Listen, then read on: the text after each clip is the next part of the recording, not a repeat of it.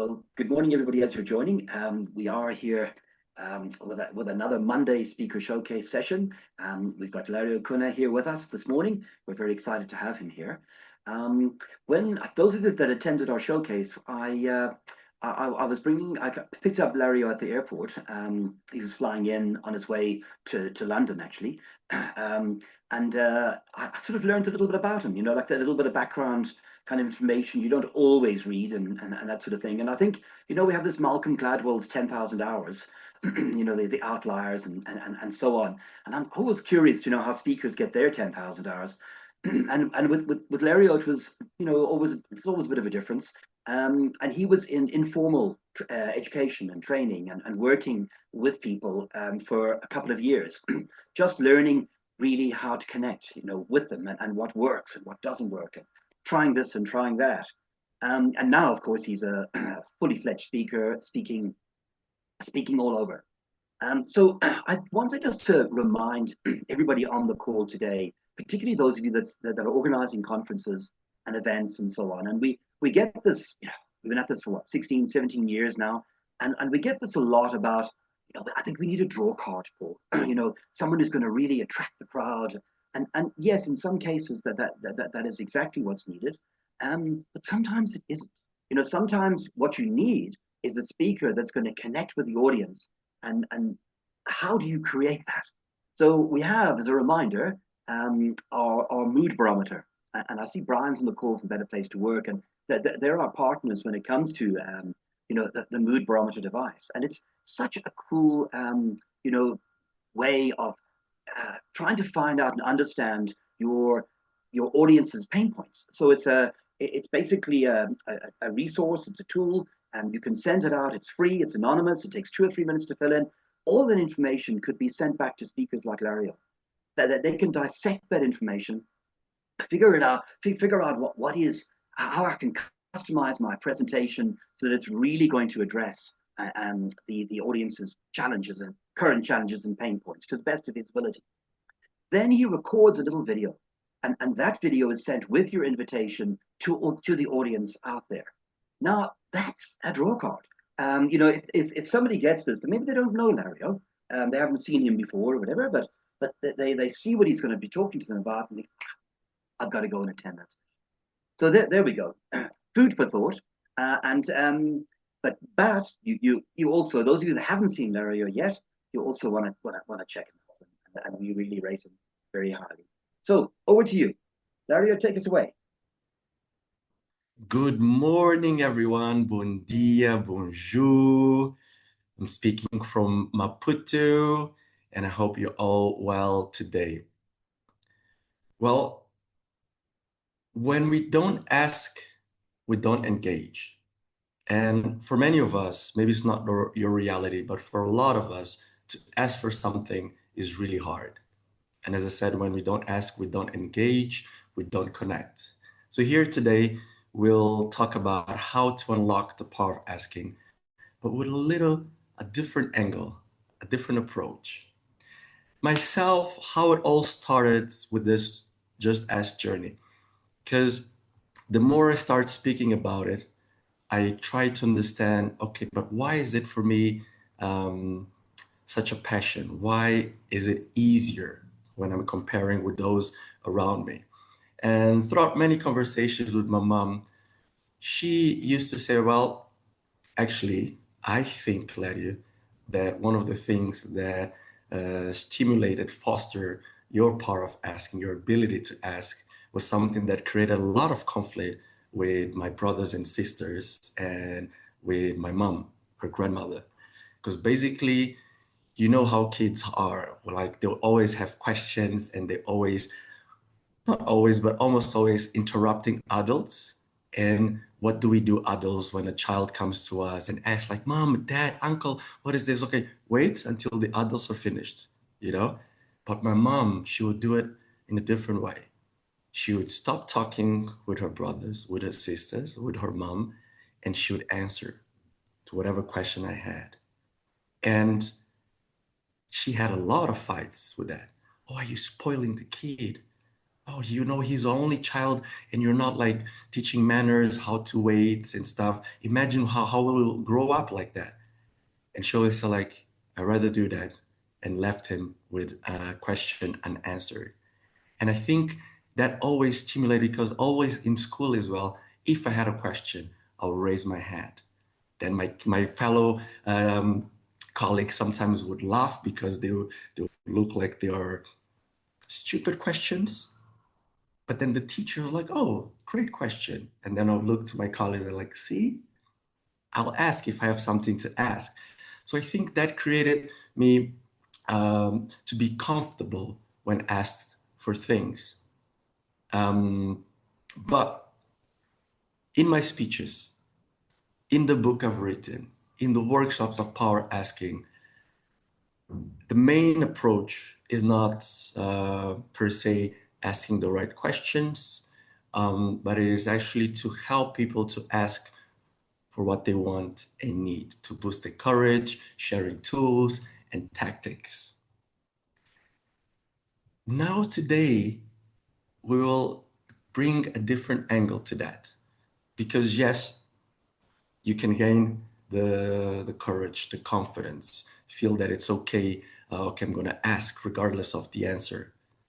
But what are we going to tackle today is a different angle, like in the other part. What are we doing so that people feel that it's okay to ask? Be it for help, for raise, for promotion, if they need to solve and find a solution. Are we doing enough to feel that, okay, am I approachable enough? Because sometimes we might hear, oh, I'm approachable, but people don't come to me and ask for help. Well, for me, that says more about you or us than the other people. Oh, but in the meetings, there's always space for people to ask questions, and I ask what are their opinions, and no one ever speaks. No one speaks up. So my question is, okay, what are you doing actually to nurture a breach, to create a breach so people feel that it's okay to ask for help, ask for the things that they want? Because just 2 days ago, I did a training, a leadership training to the EXCO of African Bank. And they have a branch here in Mozambique. And one of the exercises was actually one, they would pair up and there would be A and B. And let's say A would be blindfolded and B had to help them going around, explore the garden in a beautiful venue. And they changed, but the discussions, the debriefing afterward, it was marvelous. Sometimes the debriefing that it can go from 15 to 20 minutes, but that one actually lasted almost an hour. So many beautiful insights. And one of the things that we said, because then I first asked, okay, when you were blindfolded, how was your experience? And then when you were guiding, how was your experience? And one of the insights that it was shared during that discussion, it was one person that was guiding the blindfolded pair. He said that, well, for me, it was eye-opening because I felt that just by saying to the other person, oh, just trust me, you can trust me, it's not enough. It's not just like that. It had to be constant communication, constant feedback so that the other person that was guided, it felt, okay, I can ease. Because at first it was beautiful, not interesting to see people when they were guided, they were blindfolded, even though someone was like helping going around the place, they're actually a little bit afraid and stretching the arm like that. And then you could see the transformation. They were at ease. So to say that just by saying like, oh, you can trust me, it's not enough. Or to say like, oh, I'm approachable, it's not enough. We need to nurture till it becomes a culture, it becomes habits, so that people feel, okay, I can ask this question. I won't look like I don't know, I'm incompetent, I'm an idiot, and they feel that it's okay. And one of the things that we can unlock the power of asking in other people, it is through feedback. But you say, oh no, we have a good feedback culture in my company. So my question is, okay, you have a good feedback culture. How often do you have sessions of feedback? If you tell me if it's once and twice a year, those are very isolated events for performance appraisal to assess the KPIs. That's not enough to have a culture. To have a culture of feedback that will that will unlock the power of asking other people, it needs to be something more periodically. And it doesn't need to be every day, but on following up for each project, for each task, there is a moment that there is feedback. And I know feedback can be uncomfortable. Sometimes we have feedback to give and go like, oh, but this will create conflict. I don't know how I'll do it. It's all right. But then there's an opportunity lost because feedback is a gift. And it's a gift, one of the best gifts that we can share with other people that will help them grow, will help them change, and ultimately perform better. And when we when feedback goes from being something uncomfortable to become something that is part of the culture, I know it's okay. It's an opportunity for me to grow when I receive feedback. Then it will be easier for me to ask for feedback, to go, hey, sir, hey, ma'am, can you give me feedback? To your peers, 360 feedback. And then when it's easier for me to ask for feedback, all the other things around can also be something easy to do because then it's not only asking for feedback, but asking for whatever I need. If I need help, if I'm struggling, even in our personal lives, then we can unlock the power of asking for what we want and need. Yes, we can go to the other side of the angle and okay, how can I ask? And we have tools for that, but also we can empower other people to make it feel safe.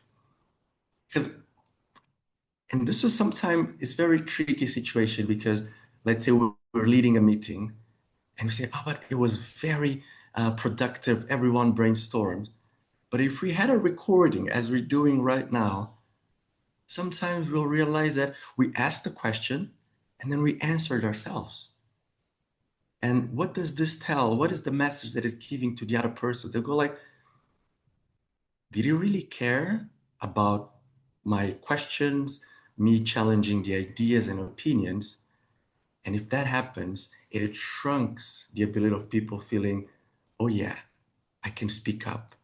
It's safe for me to share things, even if it challenges the ideas of my superior. And then I'll be able to ask, I'll be able to contribute, and we'll be able to grow through feedback, through trust, through the ability to feel that we are connected here and we can grow together. So when we ask, we engage. And when we engage, we connect. Are you ready to connect? Just unlock the power of asking in others. So I'm not sure if there are questions, but please pop them in the group. We will then send the answers to you if Larry doesn't reconnect in the next minute or so. Yeah, I personally, I don't know how you felt, Kathy, but I thought that was it planted a really great seed there. I mean, how many teams could thrive if they felt, that if you got the communication going and there was proper feedback flowing through all the time, and not this fear of causing conflict and I better not say it, and then we hold back. And of course, these things just build up, don't they, into, and then one day it all just comes out for a long. So yeah, uh, lovely sort of talk. Do you have anything to sort of say on the close, Kevin? I think exactly what you say. I mean, the communication is key. If you don't speak, nobody will ever know if there's a problem. If you say something wrong, you wouldn't actually say something wrong because if you have an opinion, and people can learn from that, then I think that's pretty much what organizations thrive on. It's just that communication. But I don't think Lerio is coming back. So, as Paul says, if you want to pop some things in the chat or maybe email us afterwards, and then we can get some answers for you, that'll be great. But if not, we've got Japeth next week, 9 o'clock. He'll be speaking on ESG. So it's Monday, no, not Monday, it's the following Monday because it's a holiday. So we'll see you then. Yeah, and thank you, Carol. He Oh, does. hang on, He's he's a back again. fantastic speaker. Okay, cool. Yeah, Let's get here it. he comes.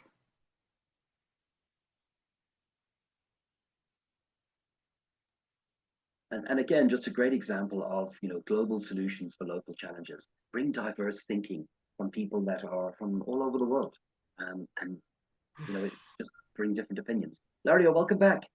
Yes, thank you. Perfect timing. I wanted, Jesus.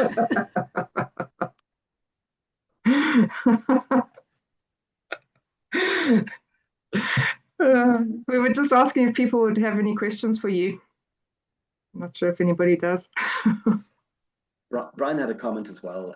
He was very taken by your statement. When we ask, we engage. When we engage, we connect. And isn't that what we all want for the teams we're in? Mhm. Yes. All right, Larry, anything to sort of close off for us? Or are you, I mean, thank you very much for joining us and some great advice there. Thank you. If anyone has a question, something to explore, something I said that it stayed with you.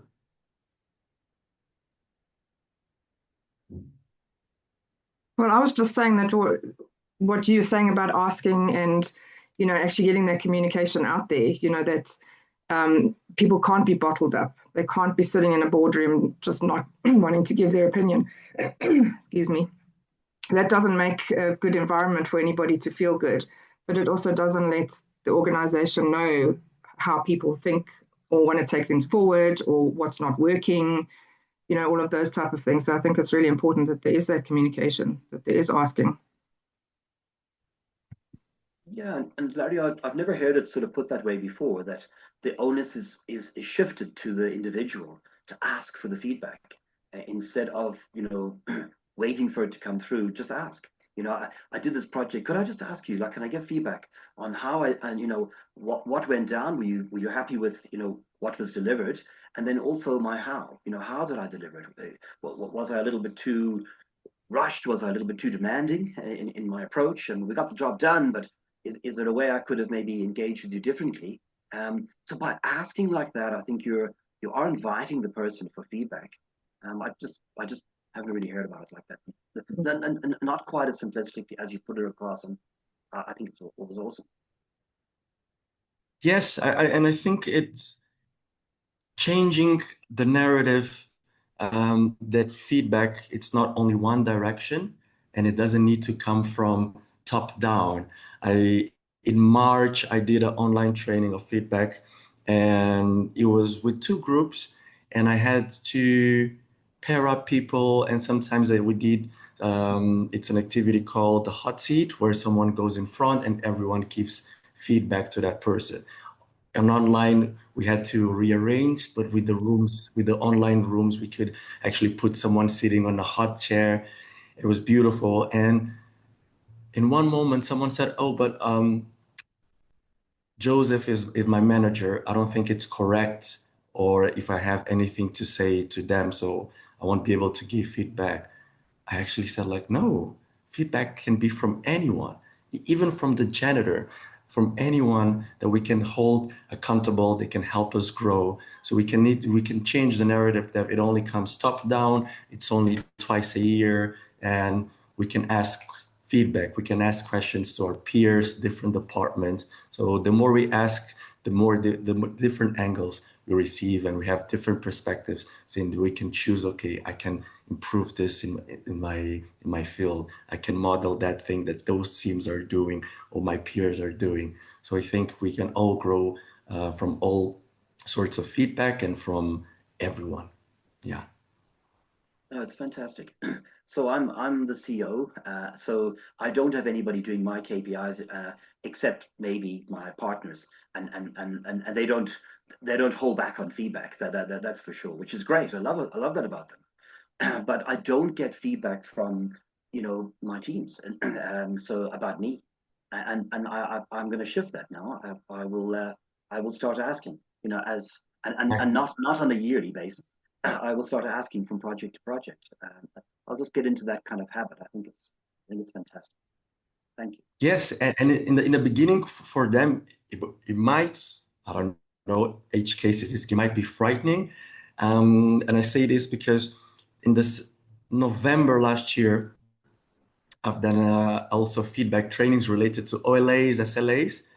And before going to the hot seats, basically we were sitting in a circle and I had to, let's say, write compliments and feedback to the person on my left, and I'll share feedback to them. Once I've done, the person on my left would give feedback to the person on the left. And it was the executive team, and each member of the management committee brought their right hand, so the managers below them, the middle management. And the way they were randomly seated, not sitting next to my right hand per se. And the youngest person in the room, she is around 24 years old. The rest, the average is like 50, 45 to 50. And guess who was on her left? It was the CEO. When everyone was already writing the things, you could see she was pale, petrified. And she looked at me and she's like, I can't do it. I don't know what I have to say. I'm the youngest in the team. So I said, okay, breathe. Now think, if you were the owner of this company, you were the CEO, wouldn't you like to receive feedback from everyone? This is an opportunity for your CEO to grow. And she was like, huh, okay. And the magic was that for all the feedbacks that people received, her feedback to the CEO, it was just the best, on point. And you could see the CEO was like, huh, right. And you could see in Mozambique, we call it macacos velhos, which means the old monkeys. In other words, like the furniture of the house, the people that had like 30 years of career in the house, they were like, huh, she had the courage and she said something on point that maybe we've been wanting to say this for 30 years. And she just here, like she joined the company in 6 months, she's like, boom. And this is something nice. And to have that relationship, and that it's like, I think one of the industries that we can take an example, it is the oil and gas industry. Not for environmental reasons, but for holding accountable. For instance, my mom worked in an oil and gas company for 5 years, and they have the thing, let me see if I can translate it in English, where when you're going down the stairs, you need to have 3 points of support, 2 feet on the ground and one holding the handrail. And even if the CEO is not doing that, if the janitor sees that, they have no problem. Say, sir, remember safety, HAC. And there's no reprehension, and it's okay. And this is something that we can module. Here is not asking, but like he's asking the CEO to comply with the rules.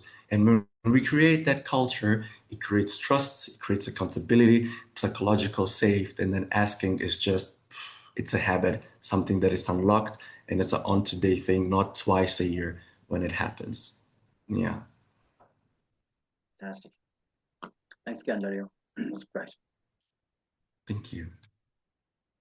Awesome. Does anybody have any more questions?